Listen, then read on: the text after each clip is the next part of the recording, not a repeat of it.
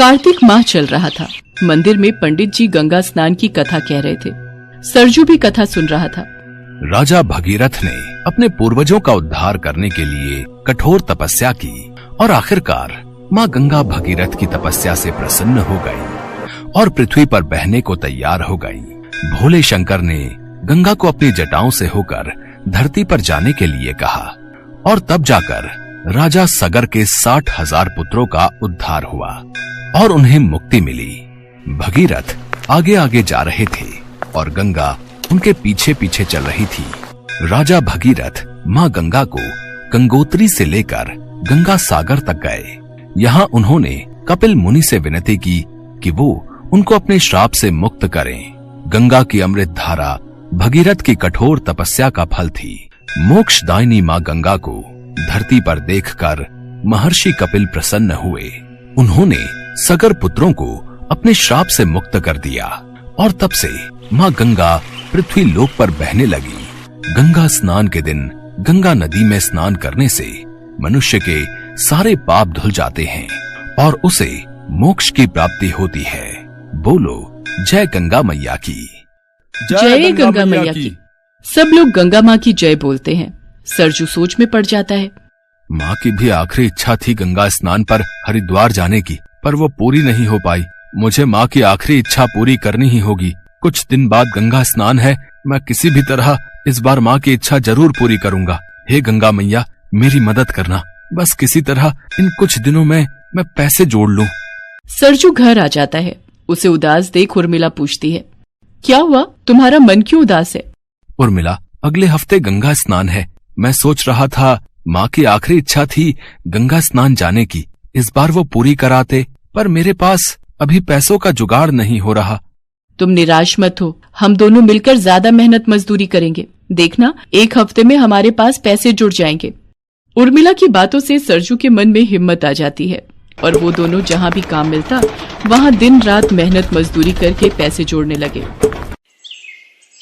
सुनो जी, गंगा स्नान को एक दिन बचा है। हमारे पास इतने पैसे जुड़ गए हैं कि हम गंगा स्नान के लिए जा सके। सब गंगा मैया की कृपा है उर्मिला, उनके आशीर्वाद से ही हम ये धन जोड़ पाए हैं। सरजू और उर्मिला माँ गंगा का नाम लेकर हरिद्वार के लिए घर से बस स्टैंड के लिए निकलते हैं। नारायण नारायण। प्रणाम देवी गंगा। आइए देवर्षि नारद, पधारिए। देवी गंगा, आपका परम भक्त सरजू अपनी पत्नी उर्मिला के साथ गंगा स्नान के लिए निकला है।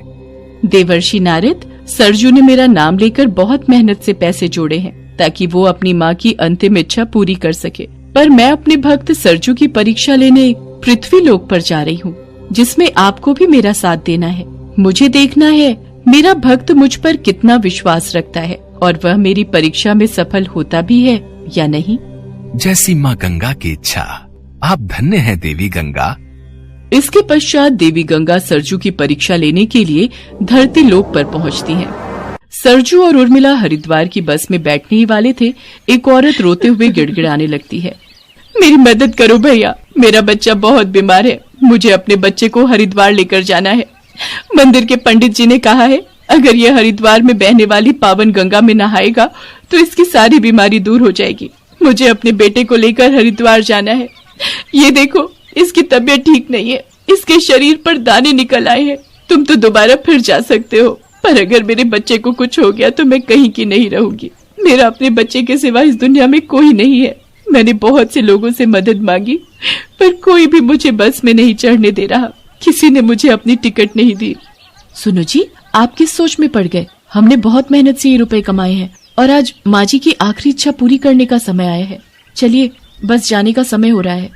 उर्मिला, हम अपनी टिकट इस बहन को दे रहे हैं। इस टिकट से ये और इसका बेटा हरिद्वार जाएंगे। कोई बात नहीं, मैं माँ की इच्छा अगले साल पूरी कर लूंगा। माँ गंगा ने चाहा तो मुझे हरिद्वार में उनके दर्शन अवश्य होंगे।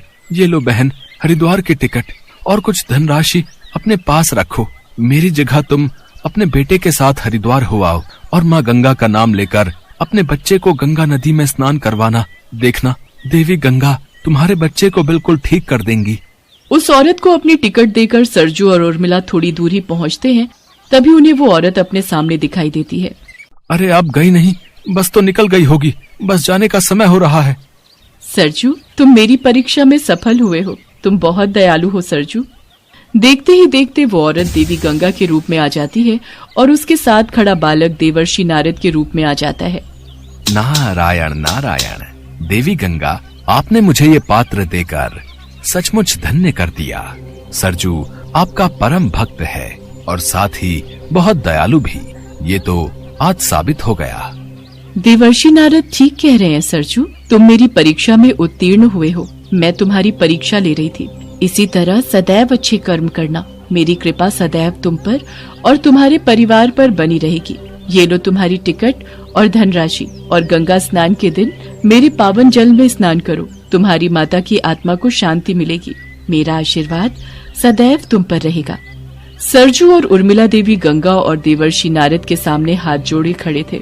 सरजू और उर्मिला को दर्शन देकर देवी गंगा और नारद मुनि अंतर ध्यान हो जाते हैं। सरजू धनराशि वाली पोटली खोलकर देखता है। उसमें बहुत सारे रुपए थे। इतने रुपए तो सरजू ने उस महिला को दिए ही नहीं थे। सरजू माँ गंगा को धन्यवाद कहता है और उसके पश्चात वो और उर्मिला दोनों गंगा स्नान के लिए हरिद्वार पहुँचते हैं। सरजू उर्मिला के साथ गंगा घाट पर माँ गंगा की पूजा और आराधना करता है और अपनी माँ को याद करके पूजा पाठ करवाता है। उस दिन से माँ गंगा के आशीर्वाद से गंगा स्नान करके सरजू और उर्मिला के जीवन के सारे दुख दूर हो जाते हैं।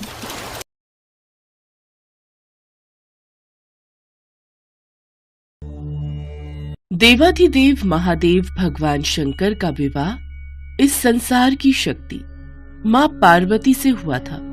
मान्यता है शिव और शक्ति के संयोजन से ही यह प्रकृति चलती है। वे दोनों एक दूसरे के बिना अपूर्ण भी हैं। जहाँ एक तरफ शिव अनादि के सृजन करता है, वहीं शक्ति प्रकृति का मूल स्वरूप है। माँ पार्वती पर्वतराज हिमालय की पुत्री हैं, जिसके अनुसार उन्हें शैलपुत्री भी कहा जाता है। वहीं सनातन धर्म के अनुयायी ये भी मानते हैं कि देवी गंगा का अवतरण भी हिमालय से हुआ। वामन पुराण के अनुसार जब भगवान विष्णु ने वामन रूप में अपना एक पैर आकाश की ओर उठाया, तब ब्रह्मा जी ने भगवान विष्णु के चरण धोकर जल को अपने कमंडल में भर लिया।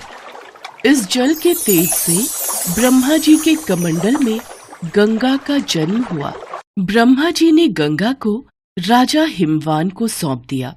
इस तरह देवी पार्वती और गंगा दोनों बहन हुई। उसी अनुसार देवी गंगा देवी पार्वती की बहन लगती हैं। शिव पुराण में ऐसी कथा मिलती है कि गंगा भी देवी पार्वती की तरह भगवान शिव को पति रूप में पाना चाहती थी। देवी पार्वती नहीं चाहती थी कि गंगा उनकी सौतन बने। फिर भी गंगा ने भगवान शिव की घोर तपस्या की। उनकी तपस्या से प्रसन्न होकर भगवान शिव ने इन्हें अपने साथ रखने का वरदान दे दिया। पर एक बार इन दोनों बहनों के बीच इसी बात को लेकर भयंकर विवाद हो गया। विवाद इतना बढ़ गया कि माँ पार्वती ने माँ गंगा को श्राप तक दे दिया। एक बार भगवान शिव अपने परम निवास कैलाश पर्वत पर ध्यान अवस्था में बैठे थे। साथ में माता पार्वती भी ध्यान में मग्न थी। शिव और शक्ति का यह सुंदर स्वरूप एक साथ बहुत सुंदर लग रहा था। एक तरफ जहाँ महादेव और महादेवी ध्यान मग्न थे, वहीं शिव जी के परम भक्त नंदी जी अपने प्रभु और माता की शोभा को निहार रहे थे। दोनों का यह सुंदर स्वरूप देख खुद ही नंदी जी के नेत्रों से आंसू बहने लगे। अपने भक्त की आंखों से बहते अश्रुओं का भान जैसे ही महादेव को हुआ, उन्होंने अपने नेत्र खोले। महादेव ने जैसे ही भक्त चिंता में नेत्र खोले तो उन्होंने देखा सामने ही हाथ जोड़े देवी गंगा खड़ी थी। गंगा को देख महादेव हैरान होते हुए बोले, देवी गंगे आप? हे आदि पुरुष, आपके रूप को देखकर मैं आप पर मोहित हो गई हूँ। कृपा कर मुझे पत्नी रूप में स्वीकार करें। देवी गंगा, आप तो जानती हैं, देवी पार्वती के सिवा हम किसी को पत्नी रूप में स्वीकार नहीं कर सकते। हमारा विवाह पार्वती के साथ हुआ है। और देवी पार्वती ही हमारी अर्धांगिनी है। हमने आपकी तपस्या से प्रसन्न होकर आपको अपने शीश पर स्थान दिया है। इसका तात्पर्य ये नहीं कि आप पार्वती का स्थान लें। प्रभु, ऐसा न कहिए। देवी गंगा के स्वर माता पार्वती के कानों में पड़े। वो हैरान हो गई। उनकी ये बात सुनकर उनके नेत्र लाल हो गए और क्रोधवश वे बोल पड़ी। देवी गंगा, सीमा न लांघिए। मत भूलिए, महादेव हमारे पति हैं। अरे बहन, क्या फर्क पड़ता है? वैसे भी भले ही तुम महादेव की पत्नी हो, फिर भी देवाधिदेव महादेव शीश पर तो मुझे ही धारण करते हैं। जहाँ कहीं महादेव के साथ तुम नहीं जा सकती, मैं तो वहां भी पहुंच ही जाती हूँ। गंगे, तुमने मेरी बहन होने की सीमा लांघी है। मैं तुम्हें श्राप देती हूँ, तुम में मृतदेह बहेंगे। जग जन के पाप धोते धोते तुम मैली हो जाओगी और तुम्हारा ये अहम तोड़ते हुए तुम्हारा रंग भी काला पड़ जाएगा। माँ पार्वती द्वारा दिए गए श्राप से देवी गंगा को अपनी भूल का एहसास हुआ और वो महादेव और महादेवी के चरणों में गिर गई। वो अपनी भूल समझ गई थी। माँ गंगा ने महादेव और माँ पार्वती से क्षमा याचना की। मुझे क्षमा कर दो बहन, मुझसे भूल हो गई। हे महादेव, मुझे क्षमा कर दीजिए। हे गंगे, इस श्राप को वापस नहीं लिया जा सकता, पर तुम्हारे पश्चाताप से प्रसन्न होकर हम तुम्हें श्राप से मुक्ति देते हैं। हे गंगे, तुम जनमानस के पापों से दूषित अवश्य होगी, पर संत जन के स्नान से तुम्हारी शुद्धि तुम्हें वापस प्राप्त होगी। भगवान शिव ने माँ गंगा को प्रसन्न होकर आशीर्वाद दिया। इसके बाद से ही गंगा में स्नान करने से पाप धुलने लगे। तब से ही लोग गंगा में स्नान करने के लिए दूर दूर से आते हैं और भूल चूक में हुए पापों से मुक्ति पाते हैं। भगवान शिव की जटाओं में निवास करती हैं माँ गंगा और शिव जी की जटाओं से निकलकर पृथ्वी लोक पर बहती।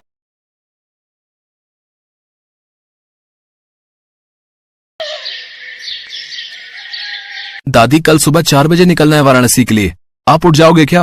हाँ हाँ, क्यों नहीं। मेरी इच्छा है कि परलोक जाने से पहले वाराणसी में गंगा स्नान कराऊं तो मेरा जीवन सफल हो जाएगा गंगा नहाकर। पर दादी, आपकी तो तबीयत ठीक नहीं रहती, इतना दूर का सफर तय कैसे करोगे?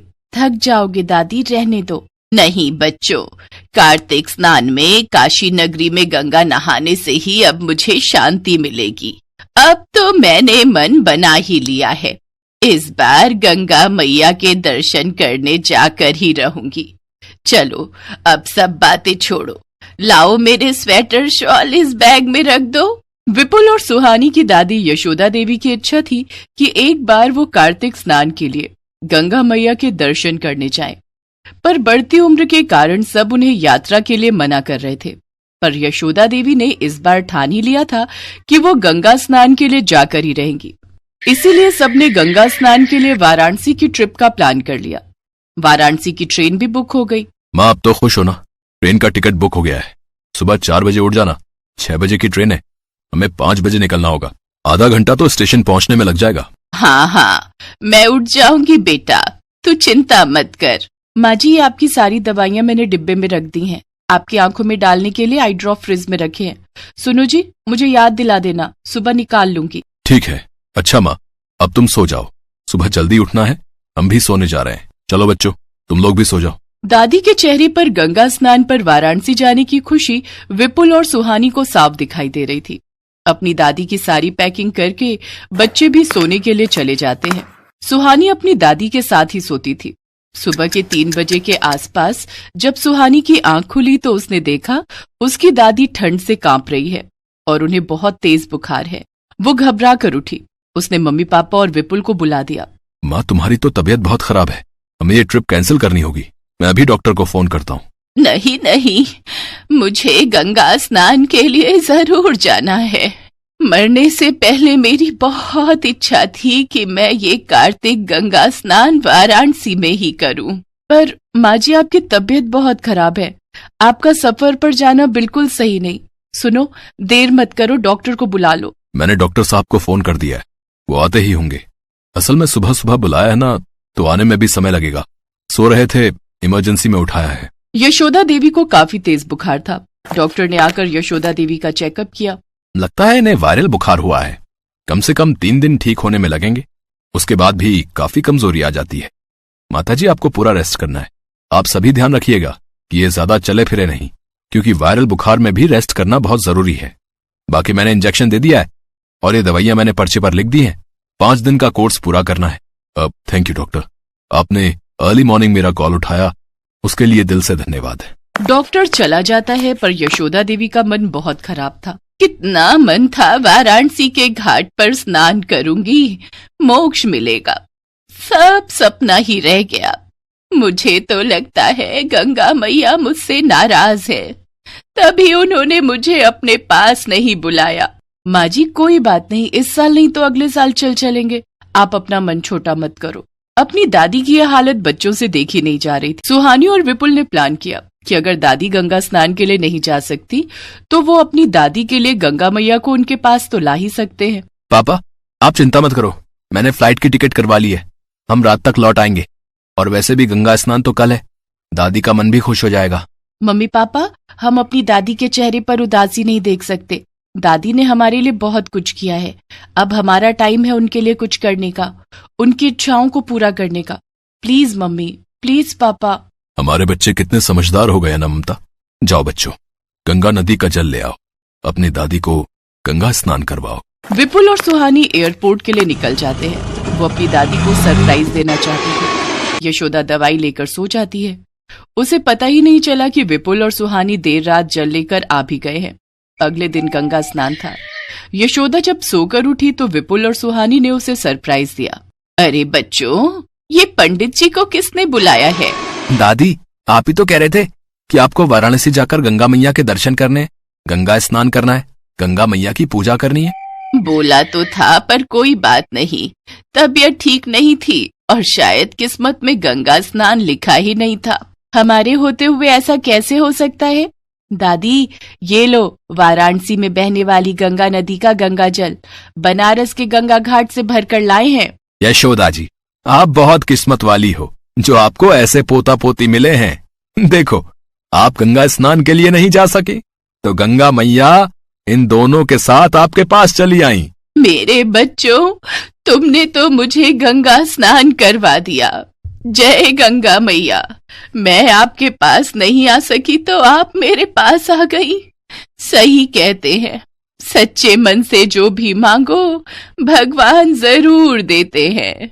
मैंने पिछले जन्म में जरूर पुण्य कर्म किए होंगे जो मुझे ऐसा बेटा बहू और ऐसे पोता पोती मिले।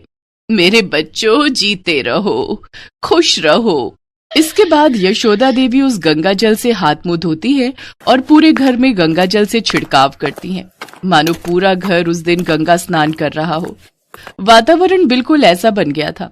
अपनी दादी के चेहरे पर खुशी देखकर विपुल और सुहानी भी बहुत खुश हो रहे थे। सब मिलकर पंडित जी के साथ गंगा मैया की पूजा आरती करते हैं। यशोदा की आंखों में खुशी के आंसू थे। वो गंगा मैया को धन्यवाद कहती है कि आज उसके अच्छे कर्मों का फल उसे मिल गया। घर बैठे ही उसे गंगा मैया के दर्शन हो गए। अपने पूरे परिवार का इतना प्यार देखकर यशोदा देवी की आंखों से खुशी के आंसू छलक जाते हैं और वो अपने पोता पोती को गले से लगा लेती है।